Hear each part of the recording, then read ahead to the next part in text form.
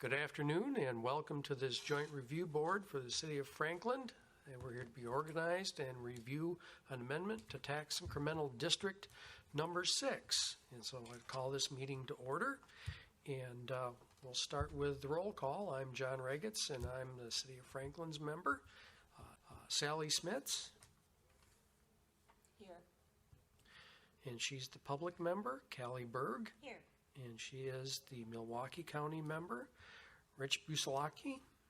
Here. And he is the Milwaukee Area Technical College member. And Andy Cromie. Present. And Andy is the Franklin School District member. And quorum is present. Would the quorum please rise for the pledge? I pledge allegiance to the flag of the United States of America and to the republic for which it stands, one nation under God, indivisible, and justice for all.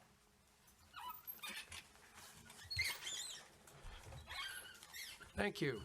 So our first order of business is appointments, and as Ms. Smits has already been appointed as the public member, we have to organize and elect a chairperson.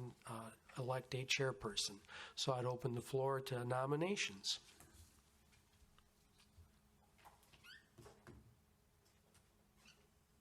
I move to nominate you, John, as the chair for the JRB. Seconds. Very good. Are there any other nominations? Are there any other nominations? Are there any other nominations for the chair position? Nominations and cast a ballot. All those in favor of John Regetz being the chairperson for the JRB, please signify by saying aye. Aye. Opposed, same sign. And the motion carries. So we'll move on with a little housekeeping and look to approve the minutes of July 15th, 2021, which was the annual review board meeting for this district. Move to approve the minutes. And a second. Second. All those in favor signify by saying aye. Opposed, same sign. And the minutes are approved. And so we'll move on to item number 5, and we'll review the responsibilities of the JRB. Here to do that for us is Todd Taves, and he is with Ehlers Public Finance Consultants. Thank you and good afternoon. Thank you and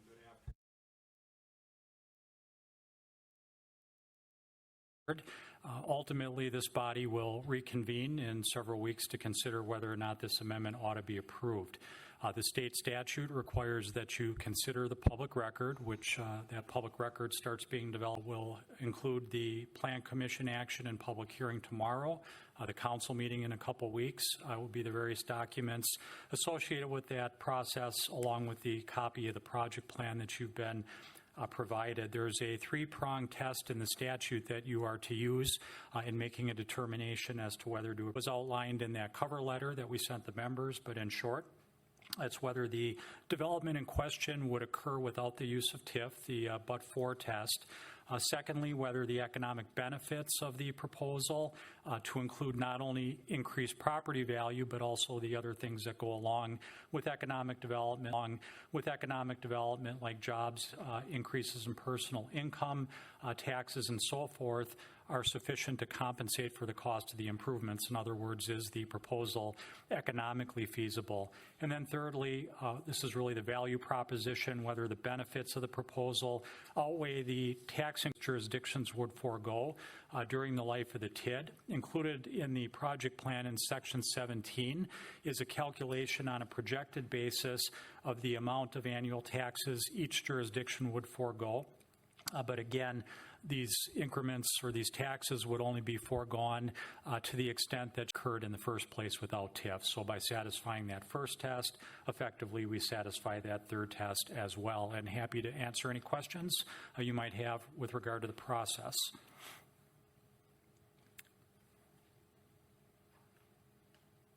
Seeing no questions, I guess we can proceed on to item number 6.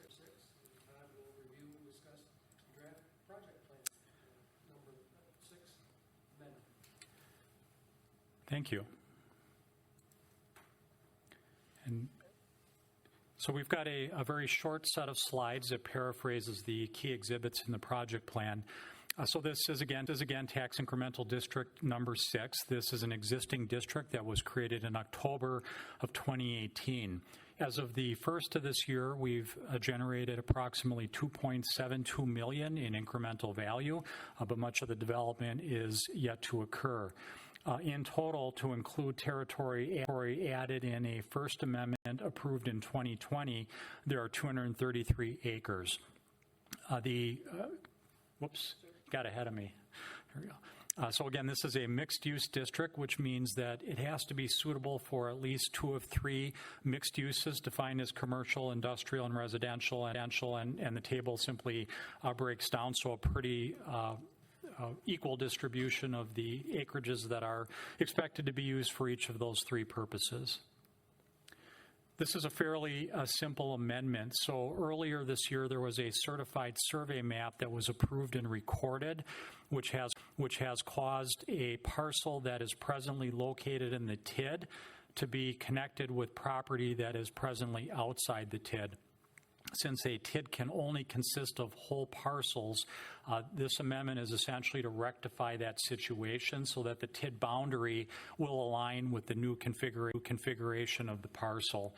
The lot in question that was combined by certified survey map will be the site for the RISE Commercial District, an 18-building business incubator.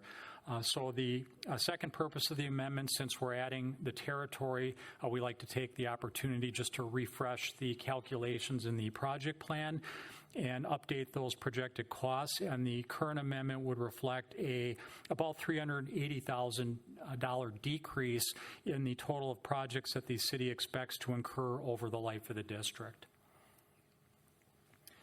So this is the territory in question, the blue shade existing district, to include the territory that was incorporated in the First Amendment. The area we are requesting that the JRB consider permitting to be added would be the area that's in the pink shading. Prior to the certified survey map, that pink shaded area was part of, and you can somewhat see the property lines, but it's part of that larger L-shaped parcel that stretches over to 112th Street. So this particular site, again, proposed to be incorporated into the site for RISE, so it would be considered suitable for commercial development. This is an update to the project cost table. So the original plan called for about $18.5 million of expenditures. Additional $1.8 million was added in the First Amendment. Again, we've revised each line item. We've got some increases and decreases on each of the line, but all told, again, about $380,000 projected project costs as compared to what was stated in the First Amendment. In terms of what we expect to happen going forward, and again, about $2.7 million in incremental value has been established as of January 1st, 2022. This doesn't represent a development of all potential territory within the district, but it's the areas that are either starting to develop or will develop in the nearer term, or where we have a reasonable expectation of development in the next 4 to 5 year period. So we've got the Ryan Meadows single-family subdivision projected to add about $40 million starting development this year through the next 2 construction years. The Woodfield Trails, which is primarily condominiums, at $13.7 million. The RISE project that I mentioned at $15.4, and then other commercial and industrial at $14.5. So all told, approximately $85 million in incremental value is expected to be added through the 2026 construction year. Very hard to see, so I've got the call-out box, but based on that level of development and the present tax rate of a little over $27 per thousand, if the district were to remain open its entire 20 years, it would collect about $27 million in incremental taxes. From a cash flow standpoint, we've got the tax increments coming in. The city has issued debt already that it's repaying and also plans for a small issuance this year to fund the remainder of the public improvements. We also have development agreements in place that provide for either establishment of a certain level of value or a guarantee payment in lieu of. And we are projecting, based on current levels of value, that we will collect approximately $5 million in those guarantee payment column. On the liability side, we've got the city debt service. Again, most of that debt already in place. We have a development agreement that includes 2 municipal revenue obligations or pay-as-you-go type obligations. We are projecting that those 2 obligations collectively will pay out roughly $6.4 million over the span of 2025 to 2033. And when we take that all into consideration, the yellow bar indicates projected closure as soon as the year 2033, or 13 total years of the 20 years permitted for this particular district. And I'll pause there before we look at the remaining.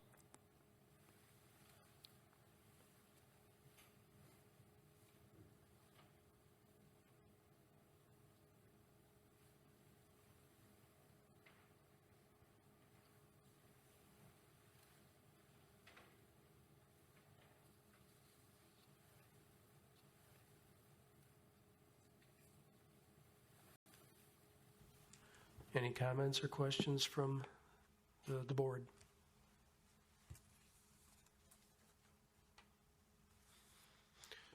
Very good. So I guess that takes us on to item number 7. And we can look at setting a date for the next meeting where we will consider approval of the project plan amendment for TID number 6.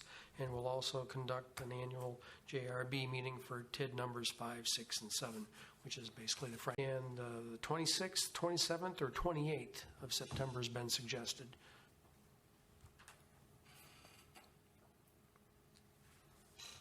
Any particular dates that please the board? Hang on, I'm still pulling up my calendar.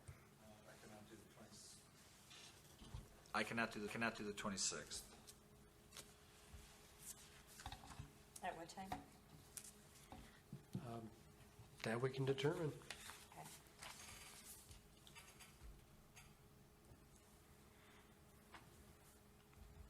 I'm open after 1 on the 28th. I can do that. That works for me too. Anytime in that afternoon. Okay. How's 1:30 sound? Sounds like a Nailed it. plan. On the All right. 28th. Yep. Great. Then we'll hold the next meeting of the Joint Review Board for the City of Franklin on September 28th at 1:30 p.m. here in the council chambers. Done. So, unless there's any other business to discuss, I'll take So moved. in a second. All those in favor? Aye. Aye. Aye. Opposed? And we are adjourned.